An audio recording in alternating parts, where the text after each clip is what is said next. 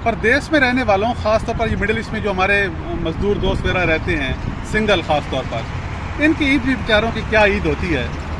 कल यहाँ कतर में ईद है, मैं कुछ सौदा सलफ लेने आया था, तो यहाँ पर जब गोश्त वाले सेक्शन में खड़ा था तो वहाँ दो पाकिस्तानी आपस में कोई बातचीत कर रहे थे, गोश्त देने लगे थे। यहाँ 40-50 रियाल किलो है गोश्त।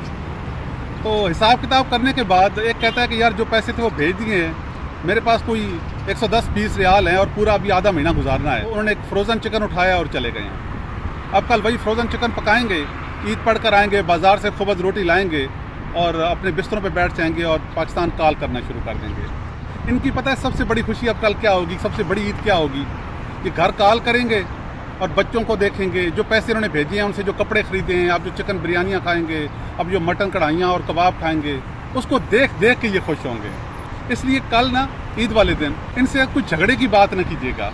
इनको कहिएगा कि भाई जो घर में पक रहा है, जो हमने पहना है, ये सारा आपकी वजह से है। ये ना कहिएगा कि अम्मी को पैसे ज़्यादा भेजे तो माँ बाप को भेजता है तो बीवी बच्चों को भेजता है। इनसे कहिएगा बहुत कुछ है, सब कुछ है, आपकी कमी है और जो कुछ है वो सिर्फ आपकी वजह से है। यकीन कीजिए इनकी ईद सिर्फ आपके चेहरे पर मुस्कुराहट देखकर होती है, वरना और कुछ नहीं होती। एक दिन के लिए इनसे शिकवा शिकायतें ना किए तो क्या हो जाएगा। एक दिन इनको भी सांस लेने दें। इनकी सारी ईदें, सारी खुशियाँ घर का सुकून देख के होती है। घर खुश है तो इनकी ईद ही